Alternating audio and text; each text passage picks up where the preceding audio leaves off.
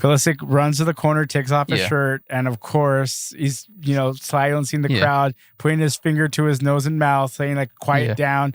And of course, that's when the bottles come flying. And I think at that point, Reina took a water bottle to he did. the He head. did. Yeah. So that was That kinda crossed the tough line, to see. yeah. You never want Yeah. that, dude. That's never a good look. These Denver Bronco fans are too much.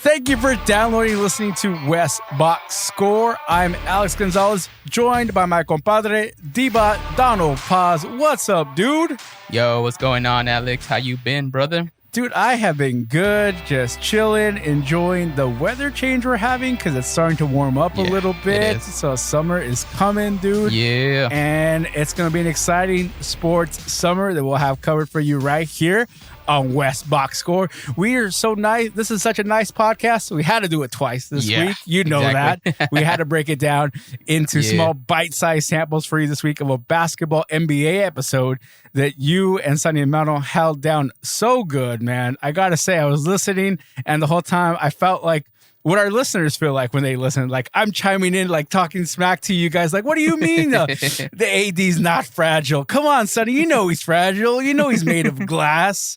And like, I loved your point. Like, yeah, he needs a team of specialists around him. He needs some kind of a health regimen, It was a great listen. If you haven't checked it out on your feed, I'm sure you have already, but it was, what is the Board Man Gets Paid episode. All NBA, D-Bot, Sonny and Mano holding it down. Sonny and Mano on a special assignment this week, for this episode.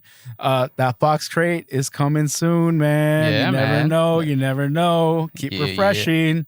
So before we get started with this episode, I got to ask you to please rate and review us on Apple Podcasts. Give us a follow on Twitter and Instagram. We're at WestBoxScore. Sonny has his Instagram as well. It's at the Fox Crate.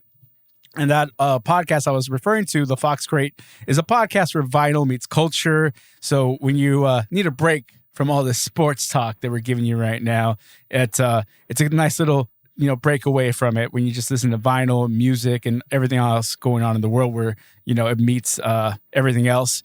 And we also have a growing Discord group, right, D-Bot? Yes, we do. We have a really good Discord group going on, man. Very good and supportive group of people who love the show, who want to build with the community that we're creating there, man. I think it's a really good way for us, especially as hosts of the show, to step outside of what we're doing here and kind of connect with them on a more personal level. And it's really cool, man. Like, I would highly recommend, if you love what you're hearing on this podcast and you kind of want to like get more of a, hey, man, I'd love to like kind of chop it up with these guys outside of the show, then I would say definitely go ahead and join it. You know what I mean? We have a good group of people right there just talking sports, talking life. It's fun. I love it, man. Shouts out to Big Money Matt Paz and Billy Delgado, Naham, and Parker McDaniels, Brianna Flores. I mean, it's a great way for us to, like, if you just disagree with anything we say or just kind of want to add on to the points we make, hop on that Discord stage that that D-Bot usually puts up out there, man. It's a fun time. Just great conversation, even outside of sports, as D-Bot was saying. And also, got to take a quick mention to shout out to Sailor's Brew Coffee, man. We have an affiliate link on our show notes that if you are a big fan of coffee, like D-Bot and I are, I highly recommend it. It's really good coffee. I enjoyed their light brew coffee, which I believe is called Nautical something or other. I just can't remember the name of it now. But dude, it is tasty. It is a tasty glass of coffee that hits because it's light brew. That's all I'll drink because I need that caffeine to wake me up. It comes through. That's all I'll say, man. D-Bot, where's that? What is the affiliate link? Yeah, our affiliate link will be on our show notes. Man, but yeah, that's one good way of supporting the show outside of joining our Discord, outside of reviewing us. Man, if you want to take it, just showing love to us and showing love to Sailor Brew Coffee, man. They make some great coffee locally owned here in LA. So I got, like Alex said in that testimony, man, it's really good. So check it out. And yeah, man, it's good. It's really good. You get 10% off. You're helping us. So don't forget that. 10% off, and you help D-Bot and myself, get a little something for putting this show together for you every week, because D-Bot is Mr. Consistency. 2 times this week, D-Bot on a podcast. Yeah. You lucky listeners, you. So let's get started in this episode. All MLB and MLS football and maybe some UFC toward the end, so stick around. So we got to get started with, of course, our Los Angeles Dodgers of Los Angeles, the reigning, defending Major League Baseball champions. Get it right. They're currently underway. Game number 60 of the 2021 season. So what? 2 games left? Oh no, wait. That was last year. Yeah. This time they still got 100 something more to go. So they're in Pittsburgh right now for 3 games, but they're going into this game. They're third in the NL West. That's right. Third, 34-25. They're 3 games back of the Giants. They're a game and a half back of Slam Diego. But we got to start with a recap of this past weekend where we had the NLCS rematch against the Hotlanta Braves. Yeah. D-Bot, what were some of your takeaways from this NLCS rematch? Oh, man. I think that for sure the biggest one was like the starting pitching. Not being 100% there for all 3 games. The Dodgers only won the first game, which was they won it 9-5, and that was Julio Urias who started pitching, and he did a good job, man. But I can't say the teenager. Yeah, I can't say the same for Kershaw and Bauer, who did the other 2 games, who started the other 2 games, and Dodgers fell short. This game, obviously, Dodgers gameplay in terms of bat, you know how it is, Alex. Pop flies after pop flies, and it's tough to see that. Guys on base, 2 men on base, pop fly, double out, or pop fly, another out, and it just feels like, man, this hitting playbook that we have, it's insane. But credit to Atlanta, they definitely defended home, and I mean, again, I think a lot of it fell off with the pitching to begin with. Bauer was getting hit a lot. So was Kershaw. They were just getting hit a lot. And when batters make contact on your pitches, that says something more about your pitching. So obviously that was kind of like the name of the game in the short term, kind of like a condensed version of what had happened. And timely hitting, right? Like you need to get your runners on, you need to get them around, and you get them in. And when the Dodgers don't have that consistency, especially with an inconsistent lineup, which they've had, which is they've had so many injuries so far this year. I mean, I think I saw over 566 man games lost so far. I mean, you got Dustin May out for the year. You got Enron Rios out for the rest of the year. But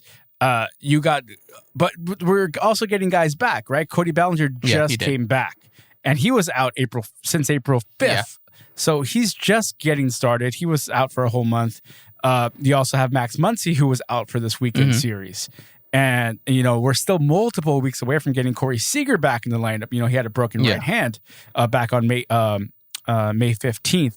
So there's still 100 games or so to remain on the season. D-Bot, do you think the Dodgers can keep pace with the other California teams? I believe so. I believe that, Dave Roberts, this is his time. This is where he starts to come out of the, it starts to wake up a little bit. I think that for the most part, it's not like they're getting blown out or anything like that. The losses have been close, 4-6, 4-2. It's just kind of always discouraging when you have opportunities to bring guys home and you just don't. And then at the same time, like your pitching gives up as many runs as they do. So. And then there was a couple defensive mistakes too. Like one of them was it was a pop fly, and I think Gavin Lux he called for it and he missed the catch. And then on top of that, like the catch was, he bumped into oh, that's right, Pollock. I saw that. The Pollock bumped to Gavin, and then that's when Turner just grabbed it and threw it. But it was already too late at that point. But a couple of defensive mistakes I've seen on their end, and it's just kind of been like a little bit, oh man, what's going on? But like you said, I think it has to do with the fact that this isn't the most complete starting lineup that we're normally used to seeing, with some of our guys being out and banged up a little bit. So they're making do, but yeah, again, they keep it close. Obviously, I think for the most part, like Sonny would say to us, we're kind of whining as a Dodger, but at the same time, it's kind of the standard. You know what I mean? It's the standard that they're held to for wearing that blue and white jersey, and exactly, being in that true right? blue jersey, just it means something more. So exactly. I mean, this whole championship. What have you done for me lately? LA mentality, Yeah. right? Like, but it's also I'm really worried about my Dodgers because I've said on this podcast so much, but you guys know I'm more of a hardcore Dodger fan than I am a Lakers fan, but I still love the Lakers too, obviously, but I have way more love for the Dodgers. And I was devastated still to see the Lakers lose in the first round.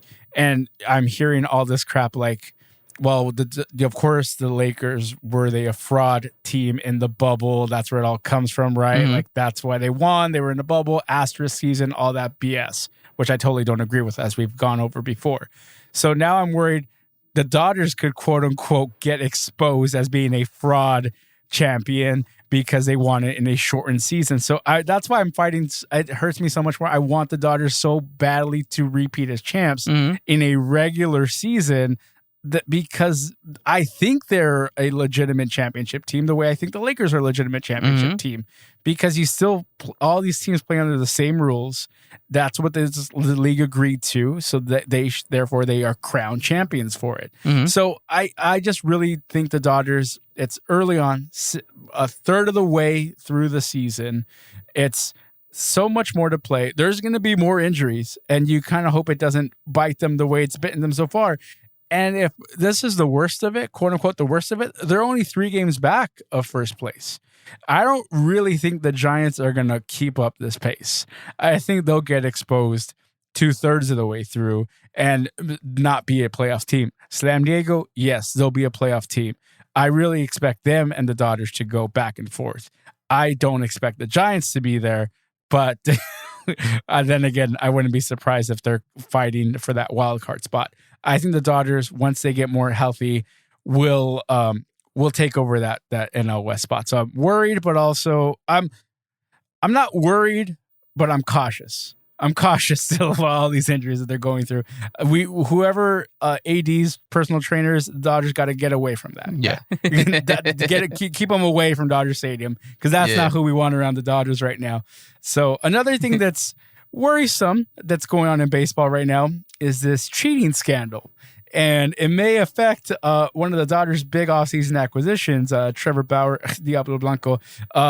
D-Bot, can you shine some light on this latest MLB cheating scandal? So yeah, Stephanie Apstein with Sports Illustrated released an article titled "This Should Be the Biggest Scandal in Sports," and the cover has a baseball with obviously someone holding it, and there's some like gooey substance over it. Looks like motor oil.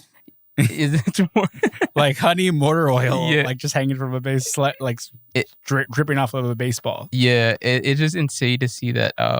That's that this is what's happening right now in baseball. This is like the biggest story right now. It's getting a lot of coverage all over. And every baseball podcast you can think of is probably talking about it to one extent or the other.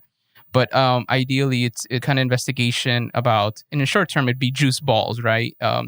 Right. These pitchers are able to get like this nice grip on the ball they normally wouldn't. They're able to get these spins off the balls that they normally wouldn't, and they're attributing that to there's being some sort of sticky substance on that they put on their hand so that they can grip the ball a little bit better and whatnot. And I mean, for us Dodger fans, the part where it really hits, I mean, the article is really well. You should definitely read it. It's really, really well researched, talking about all the different times that, especially with this whole no-hitter, kind of trend that's happening right now, how that adds to it. But Stephanie highlighted our very own Trevor Bauer. She said, end quote, in 2018, Bauer seemed to accuse the Astros of applying foreign substances to baseballs in a cryptic tweet, replying to a comment about Houston's rotation. And I guess the quote from him is, "If only there was a really quick way to increase the spin rate," he wrote. And this is on Twitter, as Alex knows. And then he He does like to go on Twitter. Yeah, he continues on and says, like, what if you could trade for a player knowing that you could bump his spin rate a couple hundred RPM overnight? Imagine the steals you could get on the trade market if only that existed. Houston went on to deny the allegations. So it seems like he's up to, like, obviously, accusing him of another thing outside of the trash bank stuff that we already know. And at the same time, I think, like, I don't know about you, Alex, what do you think about, like, if Houston were to do something like this? I mean, do you put it past them at this point, right? I mean, it's insane. But at the same time, it's Trevor Bauer doing this. What worries me about Trevor Bauer from the beginning, right? Like, he's so outspoken. It's been great, right, for the game, right? We want baseball players to have personality. So that's why I started following Trevor Bauer when he first started talking smack about the Astros. Mm-hmm. As a Dodgers fan, seeing other players in MLB, give a bunch of shit talking to the Astros. They deserve it. Yeah. But it's also curious that somebody like that, it's kind of hiding in plain sight to me now. Like, why would you talk so much crap about the Astros when they're cheating when you're like cheating as well with sticky substance? Yeah.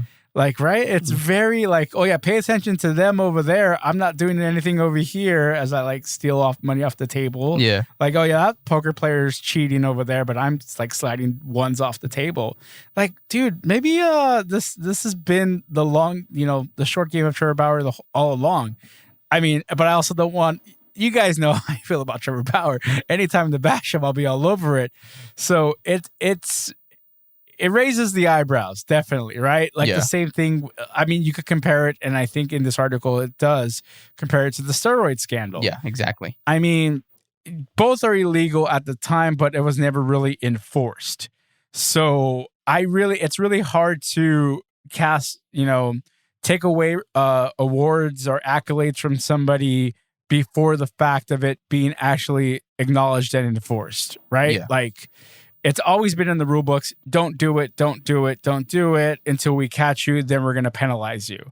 Well, they've kind of caught them and not really penalized anybody before. So now they're going to say going forward, okay, now starting with you, we're penalizing you and anybody we catch going forward. I mean, they've kind of done that unofficially with like the Barry Bondses and the Canseco and the McGuires and the Sosas, right? Yeah. Unofficially, officially. So now going forward, they test for steroids. And now going forward, they're probably going to test for the sicky stuff, as they call it in this article. So it's just interesting here that Trevor Bauer is at the forefront of this because he's always been anti-cheater, anti-this. Yeah. So if anybody's going to be the poster child for, we're going to penalize somebody for using a sicky substance to get more spin on the ball, to get more strikeouts and no hitters and win Cy Youngs like he has, then of course they're going to have to make an example out of him.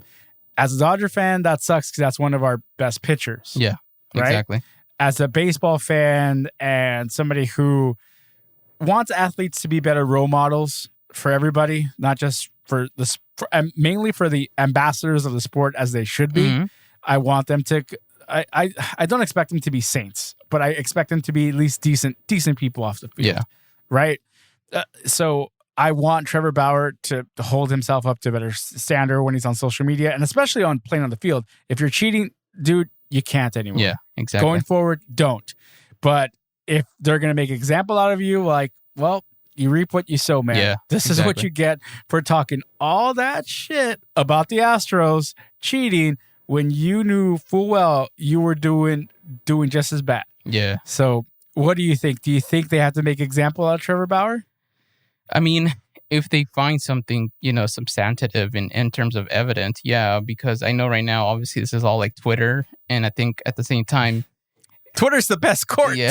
It's in Twitter court. That's where we find the truth. Yeah. And I don't know, man. I mean, I get that he does this whole thing. I mean, but at the same time, it is one of those things where like maybe you shouldn't be joking or trolling about this if that's kind of your goal. Because at the same time, I don't know if that tweet, again, with text message, we never know what it's like. Is he really being for real? Like, and if he is being for real, like you're trying to accuse a club that is going to be the most defensive club in the moment because of what happened to them. I don't know if that's the smartest thing to go for. And if you are trying to raise an issue that you think you see, I mean, you kind of also have to be careful that, you know, you're also in the crossfire of it too. So if for whatever reason MLB comes down on you, then they're just going to come down on you, and you really can't say anything because if anything, you're the one that opened your mouth to begin with. So, I mean, again, if they do find something on him, then yeah, he should be suspended. Like, it's not, you know what I mean? Like, I don't feel like it's like, oh, like, I'm not trying to do the Dodger bias thing and be like, nah, he's one of ours. Like, nah, like, they'll be wrong. You know, like, you know, he goes off, pops off at the mouth, and, you know, like, if he gets caught, he gets caught. And I think that would be something that I think, I mean, if you have to make an example out of him, I have no problem with MLB wanting to make an example out of Trevor Bauer. I'm going to put on the homer glasses for just one moment here. And I'm going to be like, how messed up would it be that MLB decides to make an example out of cheaters now with the Dodgers when they didn't make an example out of the freaking Houston Astros when they were caught too? Yeah. So it does scream bias to me somewhat. Oh, like, of course, there's LA bias. Oh, and I thought the funniest thing watching the Atlanta Braves series with the Dodgers, there is on the Friday game, there was a review with a stolen base being called out during the second inning, and the Atlanta Braves announcers got mad at the call wasn't overturned for being an out at second base, and like, of course, New York takes care of their own. Oh, like what do you like? Oh, I didn't realize New York loved LA. Dang. This is just the middle, the flyover states in Atlanta. Just having the bias for the coastal states. Yeah. So I thought that was hilarious. But going back to the bias that MLB has against the Dodgers, because I more feel that there is a bias there. Because the Dodgers are a good franchise the past few years, you know, making the playoffs, making the World Series to 3 of the last 4 years. And yet they don't have many nationally televised games. No. I feel like a lot of their games are still only on the Sportsnet LA. Yeah. And maybe once a month we'll get a Dodgers national game.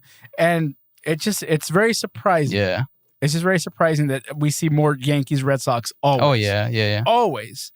Yeah, especially. When was the last? Yeah, I think even like 2 seasons ago, the Spectrum made a deal with KTLA to play some of the local games on network TV and that was the only time I ever got to see some where I was like, okay, like this is cool, but it just feels like what is MLB doing? Like, what's the end game for MLB with these TV rights deals that they have? Like, I don't get it, you know? Yeah, I honestly, if Trevor Bauer is caught, he should be reprimanded and maybe looked at how far back it goes. Maybe take away Cy Young's. Who knows? But if you're gonna do all that, go back to 2017 as well. I'm all about, you know, righting wrongs and cheaters being caught. If cheaters are caught, take away their awards. But if we're gonna start with Trevor Bauer and his Cy Young from last year, let's also go back to those 2017 Houston cheating Astros. Yeah. Never forget. Of course. Never forget their Manfred, you piece of crap. Yeah, no, man. They definitely needed to come down on them a lot harder than they did. Because of the fact that, like, you know, Cora got his job back. AJ Hinch got hired somewhere else, right? And this is kind of like, it just felt like it didn't matter. Overall, it just kind of made it look more like it was worth it for them than anything. So, and I think that's probably why the pitchers are doing so much of the sticky stuff.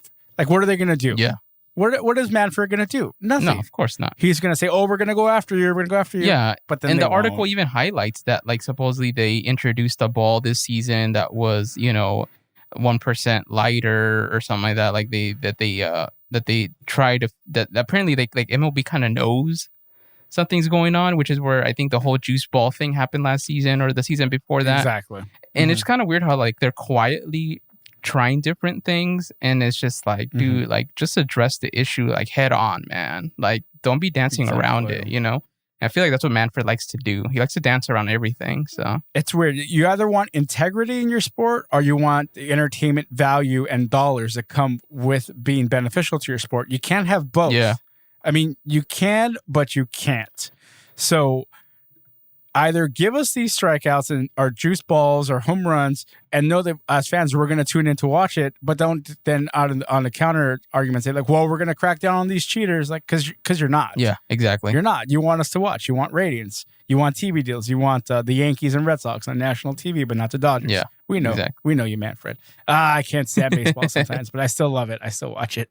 We got to move on to the pitch, the beautiful game of soccer. Yeah. D-Bot, it's been a while since we've talked soccer on this podcast, so we got to go back to Saturday, May 29th. That was the last time our LA teams were in action. Mm-hmm. It was also the last time you and I were in action. Yes. We got our pickup games going up again at Goals in West Covina. Yeah, man. shout out That was Goals. a fun morning. Yeah, shout out to Goals West Covina. Shout out to Rufino out there, the manager who hooked us up with a field. A lot of confusion over there as technical difficulties on the web, but he hooked us up, let us have our 1 hour pitch. He even asked us if we wanted to stick around for free pitch on-field play because Goals is affiliated with Manchester City, and Manchester City just happened to be in the Champions League final against Chelsea that same day. Yep.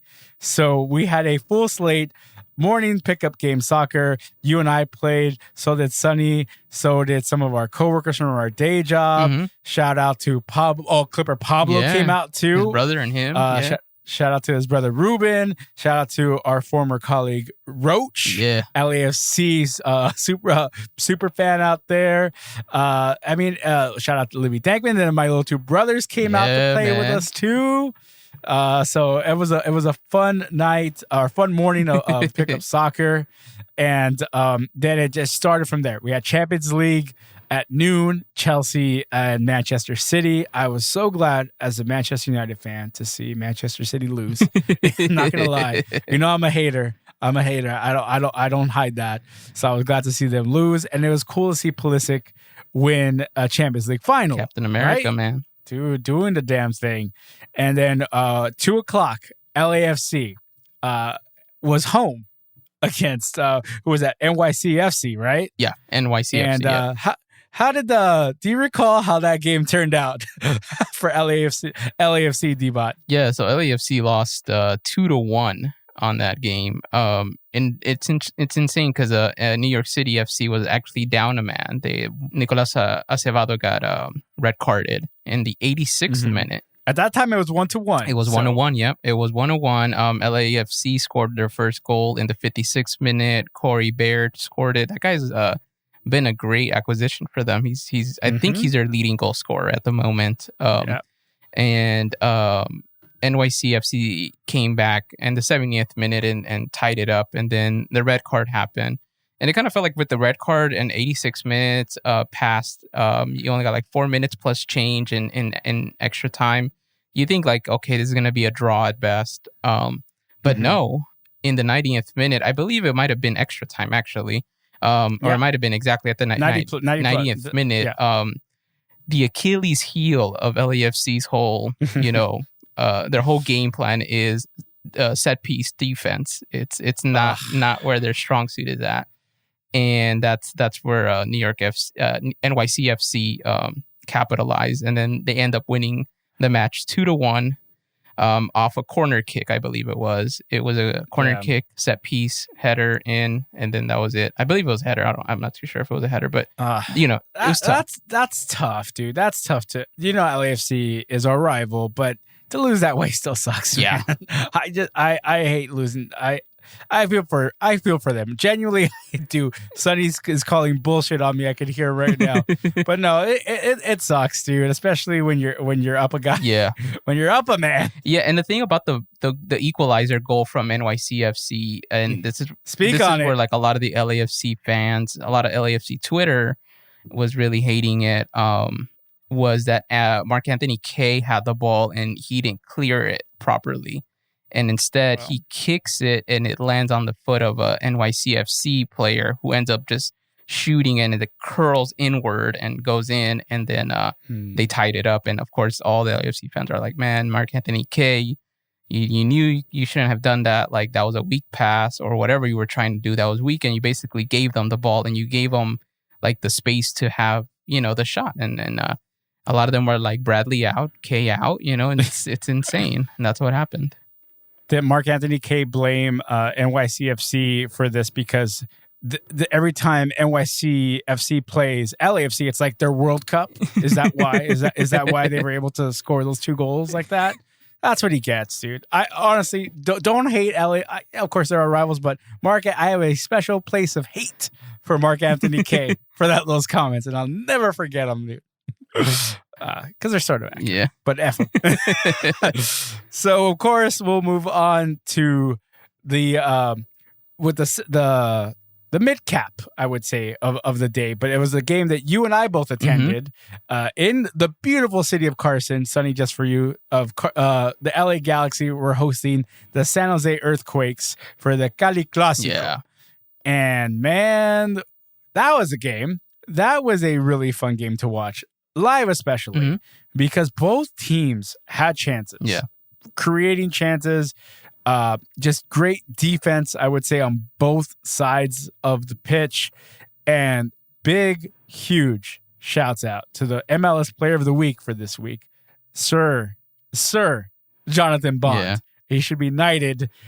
He should be knighted by the Queen herself because he single-handedly won this game pretty much for the Galaxy. I mean, if he wasn't in goal for them, it could have been a disaster. Yeah. It really could have been, because the back four for the Galaxy are still shaky. Yeah. Still getting their feet wet, especially because of one Derek Williams being out for at least 6 games now. They just announced thanks to it was just announced, right? 5 additional games after this game.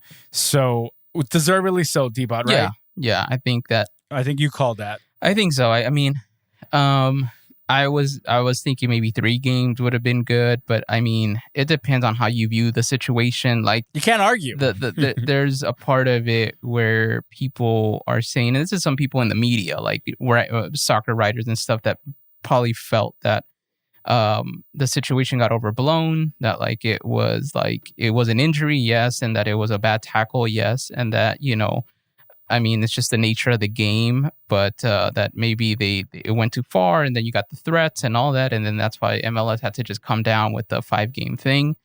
And then there's somewhere you know what, that's pretty fair. Honestly, other people felt you know what, it would have been better if he got suspended until Andy Polo could come back on the pitch. And that way it's more fair. Which is, he's gone for the rest of the year. Exactly. Which is what they're really trying to say, is that they're he should just not be able to play for the rest of the season. But I think for the most part, I think MLS kind of try to meet them in the middle, So I think it depends on how you view it. But I think 5 games is I think it's fair. I think it's fair. If that's what MLS feels is right, then that's the right thing to do. I agree. He's a new player in the league. He's, the style is different in the MLS compared to other leagues, where he's from Ireland. So it's just different style. So he just needs to get used to it. And of course, it's his first offense, right? Yeah. So you got to give him a little bit of leeway there. And yes, 5 games, you can't argue it being too much, man. I think that was a really tough, aggressive tackle he made that you have to make an example. Don't do it again. This is a good first strike, and deservedly so. So that's why that back line was even more depleted. He had Nick Dupuis starting his place with Steres back there, and Bond just stepping up in this game. Yeah. And of course, what was worrisome, I'm sure you noticed too, is Jonah Dos Santos going down there. Had to be substituted out there, and I believe it was around the 60th minute or so, sometime in the second half. Yeah, it was definitely second half. And obviously, man, the captain, Galaxy captain, there going down. Anytime he needs to be subbed off for an injury, it's worrisome. So, and of course, he couldn't go play for international duty with Mexico because of this. Yeah. He reported didn't suit up for any games. So this has to be worrisome for the rest of the remainder of the season, right? Right, D-Bot? Yeah, it does. And I think I wanted to say I heard a rumor on Twitter from Galaxy Rumors Twitter handle, which, I mean, I don't know if it's true or not, but apparently they're looking into maybe getting this other international midfielder. When I saw that, I was I think for the most part, they have to start looking for somebody because I don't know how much more does Jonathan Dos Santos have this season? Last season he kind of wasn't there for the most part. Like he was not himself. He wasn't 100%. And it felt like the last kind of amazing game he had was the LAFC El Tráfico game. And I just feel like I kind of feel like, not saying I don't want him to be there or not start, but yeah, I think if you're Greg Vanney, you got to start thinking about like who's going to be a solid backup, because for the most part, the midfield is just him and Sebastian Lletget that are like the more reliable two that you can count on. But then what about Saldana? That kid's not bad. He's not too bad. I mean, he's getting a feel for it, and then I know sometimes, and then again, they've been throwing Kleshton in. Victor Vasquez. Victor Vasquez is who we desperately need to be healthy. Yeah, exactly. And Kleshton is but just, gets thrown in there. And Kleshton, you can't really count that he's going to. I mean, I give him props. I think the San Jose game, he hung through, but it was one of those things. He played the full 90 minutes for that San Jose game. Sometimes you think about like, I mean, again, I'm thinking about like playoffs. You know what I mean? Well, you know why he played the full 90 minutes? The international break. Yeah. So it makes total sense now. We were at the game after it was over, like, wow, Vanney really left Kleshkin out there for 90 minutes, dude. Yeah. And like, oh, the break. Yeah. It makes total sense now. To get 3 Poor weeks guy. off. Yeah. He looked like us in Covina, man. We were out there did. struggling. I was like, oh man, he's really hanging out there. But yeah, and then sometimes you think about if it was just a playoff game, like you don't want to risk, things like that. Right. And I just feel like, you Galaxy have to start thinking about what they're gonna do in terms of like retooling at least what they could retool. I don't think they can redo the defense entirely. Luckily, Bond is there, but I mean the midfield. Right. If you can get an extra guy that could just kind of come in whenever JDS can't make it, or whenever he's starting to feel a little weird, and that it's like a more of a solid backup versus like, okay, let's go see what Kleshkin can give us, or let's go see what Vasquez can give us, kind of rolling the dice a little bit. I think for the most part, that's especially because, the Galaxy lost against Portland and Seattle, which are the two teams that I'm like, man, we got to at least be able to draw against those teams, because they can't be killing us like that, because then it just makes it look like the Galaxy are that team that beats the other teams that are weaker but can't beat a team that's just as good or something like that. Yeah, I get what you're saying. They really need to up they need to upgrade they need some talent upgrades, definitely. And I agree with you, they do, but I also think they just need more time to gel. Maybe that's just me being too optimistic, because I really like Saldana out there in the midfield, and a healthy Victor Vasquez. I brought them up earlier. And I like Granzier and Cabral on the wings if they can. Yeah. But that's just a matter if Araujo's back there. He hustles, awesome. Man. You can even move him up. Yeah. You can even move him up. Yeah, Zubac. Definitely best players up. Yeah, Zubac I think would be great additions up there. You could put him on the wings too, obviously, as what Vanney does. So it's early in the MLS season where they've only played 5 games now? 7 games. You're right. 7 games. So, and obviously those 2 losses were 2 contenders. So that does, show them that they're good against teams they should be, which is what you want from a playoff caliber team. Yeah. Right? Because that's what we keep saying. This Galaxy team feels like a playoff caliber team. Once they get there, who knows? It could go either way, but they have a tough test when they come back from the break against Seattle. So we'll see. That's going to be the real test. Who comes back healthy? One thing I will say that I was like really disappointed about in this Cali Clasico that you went to was that the only goal that was made was an own goal, which tells you a lot about how. And then I know that this is where like the media guys get all like, Chicharito, can he show up? Can he not? Like he disappears at times and this and that. And I kind of can't, I don't know how much I don't know if I could defend it. Like it is kind of true. Like it's like the shots weren't created. I mean, again, I know this is like an older rivalry for the Galaxy, but I mean, you look at the scores 1-0 and it's great to take the 3 points, but man, for it to be like an own goal and that was it. And then Jonathan Bond having to be an octopus out there to like prevent anything from going back in on the other side was just kind of like, oh man, I hope I hope Vanney figures something out within the 3 weeks, because I want them to come out strong at the end when they start back up again. Well, that's the only thing I'll argue is Chicho was getting to his spots. He just wasn't getting service to those spots by like a legit who's better to service him those spots. Cabral at one point had a clear goal, but the defender Beeson is the one who was able to like get it as the ball was crossing the line. He that was a beautiful run by Cabral. He juked the other center back Jugwith, who I was calling him Luis Hernandez knockoff because his long hair and headband, he looked just like him. But he juked him and pretty much, I would say crossover, broke his ankles, and had a clear shot, beat the goalie, but couldn't beat Beeson to get the ball across the line. And as soccer gods will always have it happen, he's the one who let the own goal in. Yeah. And that run for the by Granzier was incredible, man. Yeah.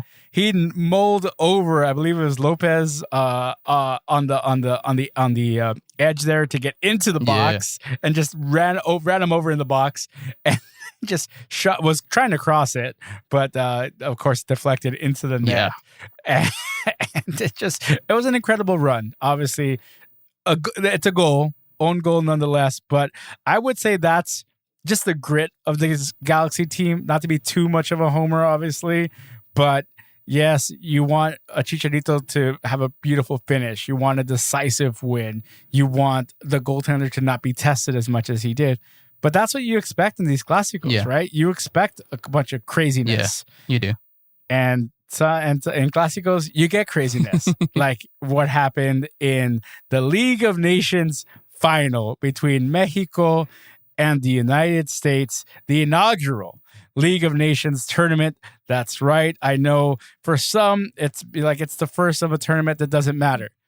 That's not true, man. If it's CONCACAF endorsed, then it matters. Does the Gold Cup not matter? Of course it matters. Is it prestigious as the World Cup or the Champions League? Okay, we could argue back and forth all day. Of course, you're comparing apples to oranges at this point. Yeah. It's not the same. It doesn't have the same history. It's new. Does the MLS compare to the Premier League? No, because it's new. It's building. So, of course, this tournament matters. It's the first ever. It's going to be held every couple of years from what I was reading. So, of course, and because it's the first one, don't you want to be able to say you won the first one? Yeah, Jabot? of course. Of course. Yeah, no, I mean, going back to that final, that was a wild final. I know we were talking about it, and it was one of those moments where I felt like we got to save it for the pod. You know what I mean? We got to say what we have on our mind for the pod. But I definitely wanted to get your take on what you thought of the game. And like, I know you had texted us about, some wagering you did, but... Oh, of course. I tried. Because I'm a degenerate gambler, just like Sonny is on the podcast. But of course, he and I were both going for Mexico. And of course, him giving me the business for being the football jinx that I am with Barca. He's like, "What are you doing watching this game? I thought you were busy." like no, I'm home in time just to watch this game. But who wants to make a wager? Of course, I want Mexico. Another buddy in our group, shout out to Roach, big USA fan, wanted nothing to do with it. Didn't want to put any money down. But me being the degenerate gambler I am, and the missus being a Mexico fan, I got some wager action with her.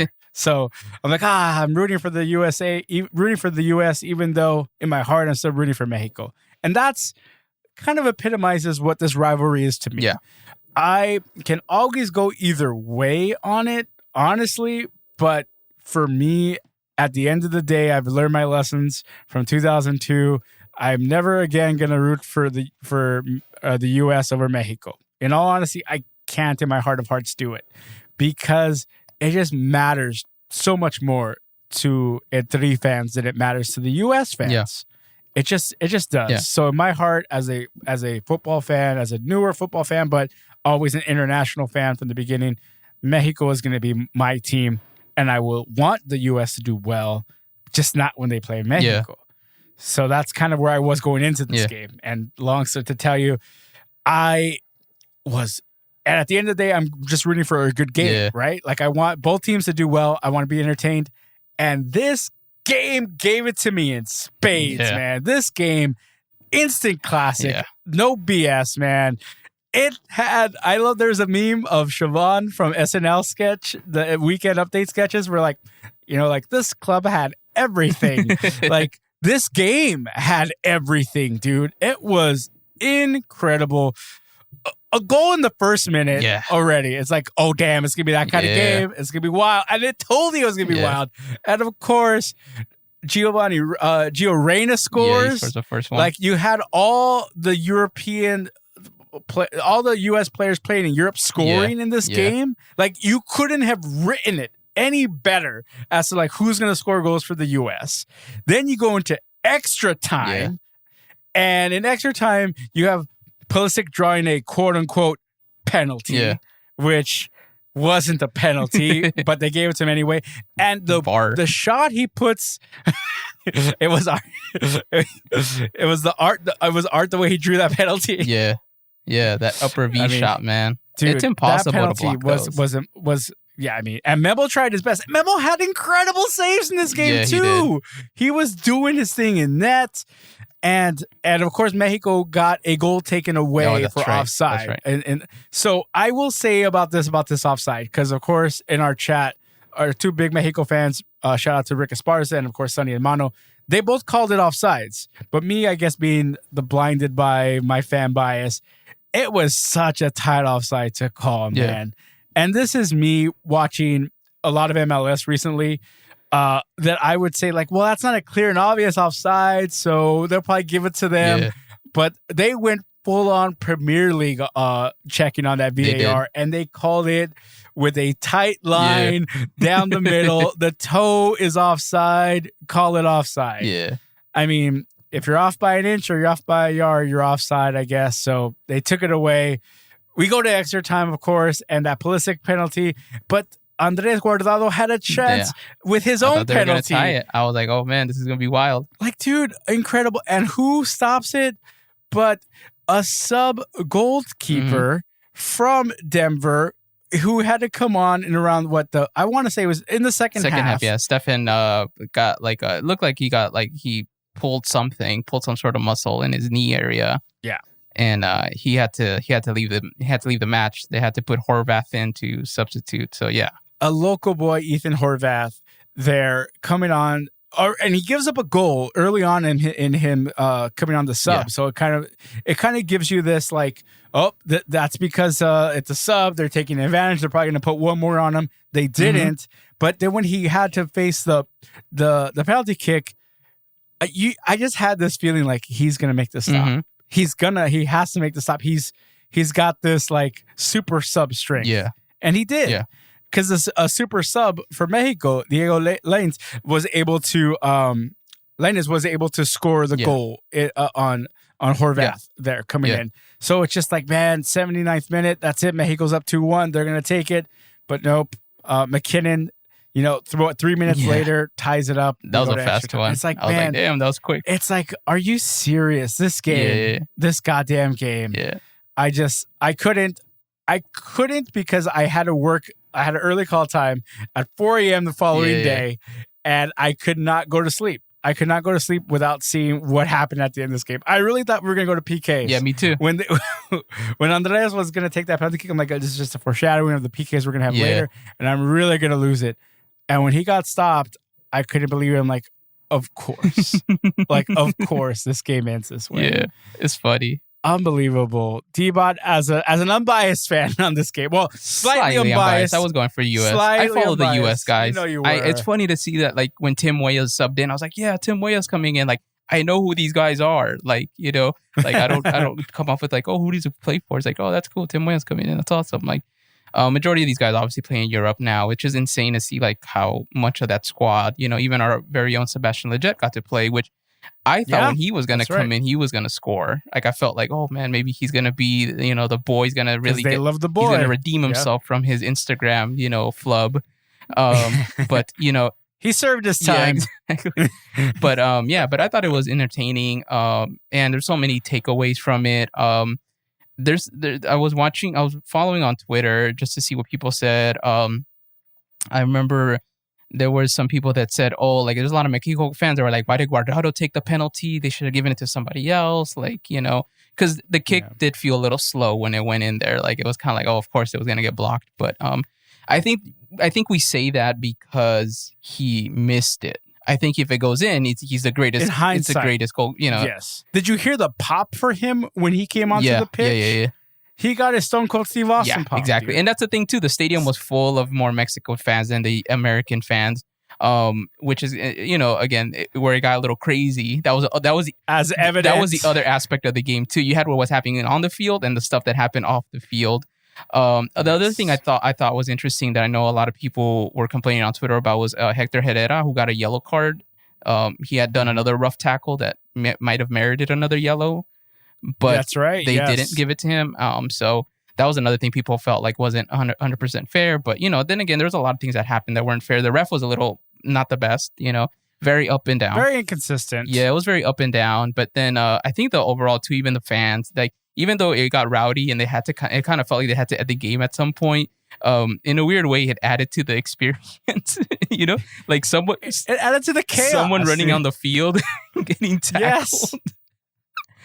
It like literally had everything, right? And it's obviously, it's not a good look whenever you obviously know this crowd was, I would say, generously 90% for Mexico. Yeah.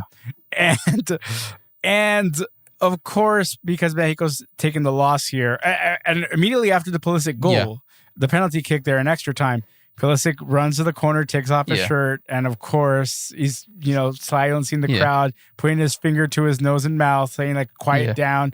And of course, that's when the bottles come flying. And I think at that point, Reina took a water bottle. He did. Yeah. So that kind of crossed tough the line, to see, man. You never want that, dude. That's never a good look. These Denver Bronco fans are too much.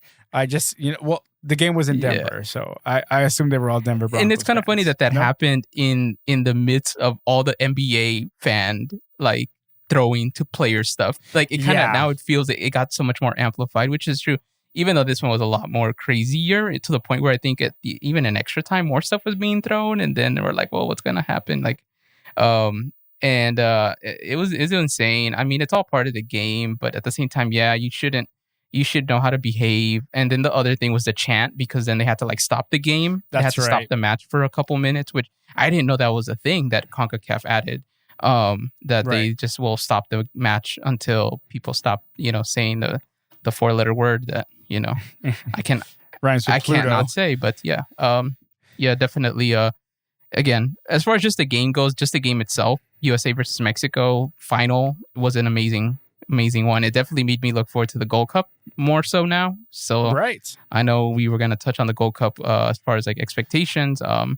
But I didn't get to see the third place game, but it was pretty contentious for Mexico to get to the final because they had to go to penalties, and Memo saved the kick from Costa Rica. But we'll see what happens, man. I'm excited to see what this Gold Cup has to bring with all these teams coming back again and see, what the outcome is. Well, it's amazing. This summer, as we were talking about in the intro of the show, is like we have the Gold Cup. We have Copa America, which may or may not happen. We have Euro. We have the Euros as well. The UEFA Euros going on too. I did not realize Euros had up to Group F. Yeah. They have so it's amazing. They have 6 groups that they are gonna put out there for this tournament that starts June 11th and runs all the way through July 11th. So that's just amazing soccer to watch right there. Of course, right? Of course.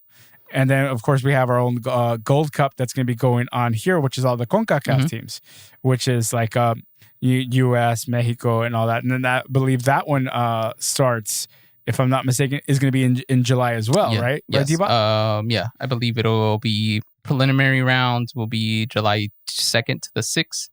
Group stage is going to be 10 to 20, July 10th to the 20th. And then the knockouts will be July 24th to the August 1st. And then the final will be on Sunday, August 1st. Does Mexico rebound? They have to like come out strong and kind of. I mean, get that match back. They have to, dude. That's what I'm looking forward to. It's definitely, it feels like a sequel. Like how in boxing we have these rematches, or even UFC, right? You have your 1, 2, 3 sequels, and I think this is, in a way, this is another one, that this could be the sequel again for this. So props to CONCACAF for putting these tournaments like back to back like that. Yeah, seriously. We will have to give a more extensive breakdown on Gold Cup and Copa America as those get started in a couple of weeks, or once those are up and running. But before we go, as you mentioned, UFC and sequels and rematches, the main event for UFC 263 this weekend, Israel Adesanya versus Marvin Vettori rematch, part 2. Izzy won that split decision. That's right. Only his second fight in the UFC. Izzy is still, quote unquote, undefeated at 185. Remember, he went up to 205 and lost to Jan Blachowicz there when he was trying to move up to light heavyweight. Did not work out for him. Izzy's going back down the middleweight here, main eventing another title match. That's another sequel, is from the fight of the year of 2020, in my opinion. Davison Figueiredo versus Brandon Moreno for the flyweight title. Man, that's going to be a scrap. That fight was incredible, and that was a majority draw. So, I mean, some people will say Figueiredo did win it, but Moreno, man, he just got an amazing chin and just kept on fighting back. That was close. I feel a draw was a great call on that one. When it's just too close to call, I'm in favor of more draws. Don't give it to somebody just because you feel like, oh, well, they're the champ. I don't think the challenger did enough to win it. Like that, that's BS. Champion's advantage shouldn't be a thing, because yes, you're the defending champion, but once you're in the octagon, you're at a level playing field now. Like, there's no championship advantage for any other sport. Why should there be in combat sports? Like, once your playoffs start for any champion, you defend it. Yeah. You lose. Exactly. So you don't get an extra run or extra points just because you're in the championship game and you're the defending champion. You don't get that. So in combat sports, it should be no different. But I know what really Sonny is looking forward to in this card is Leon Edwards versus Nate Diaz. So, man, Nate Diaz is back. I ain't even surprised. I mean, but Leon Edwards is no slouch either. He's up there. He should have gotten a title fight, but his last fight ended with an eye poke, no decision, no contest. So he hasn't suffered a loss yet either. So it'll be interesting to see this battle. Nate Diaz and Leon Edwards, the third, the middle card. And that's going to be, even though it's not for a title and it's not the main event, it's going to be a 5-round fight. Mm-hmm. The first time ever the UFC is doing this. It's obviously something I'm sure Nate Diaz fought for to get, because he's that later round fighter. He lets you punch yourself out and then pushes you over, a la Boxcar Homer. So, I mean, but Nate Diaz this is going to be a scrap, man. I totally expect this to be fight of the night, if not that co-main event, Figueiredo versus Moreno. D-Bot, you gonna be looking forward to this? Yeah, man. I definitely looking forward to seeing Nate Diaz for sure. And actually the Izzy fight too. It's crazy. I was on YouTube and the algorithm suggested an Izzy video, like kind of like a highlight video that I'm sure some fan made. I didn't know he was such a Naruto fan, and that he even knows how to do the hand signals. And I'm like, oh man, that guy earns my respect. I remember I was watching that fight where he against Jan, and obviously, I thought at the same time too, I felt like, oh man, this is the weight class is not for him. So maybe him going back down, I think, is gonna be a good, going back to that, reset a little bit. So yeah, I'm looking forward to his fight for sure. Well, that's why his nickname is the Last Style Bender. Shout out Airbender. To the Last Airbender. So he is definitely an anime fiend. He is. I love the way in interviews he's like, I'm player one in a video game, and all these fighters coming after me like I'm player one. I'm in my own video game. It's like, damn, this guy's just like a nerd, but he's like a kick-ass nerd. So I roll with him. I'm just worried that the hype trains kind of got derailed so bad when he went up to light heavyweight that it's like, man, I hope it doesn't have any residual effects on him. So I want that hype train to keep on moving, keep on chugging along, because I'm still on it with him. But Vettori is no slouch either. That was a tough scrap. He can take Izzy down like he did, and that, especially in that third round, that was all Vettori. And Izzy said as much. So especially on a 5-round fight, that's gonna be interesting. The longer it goes, Vettori could do some work.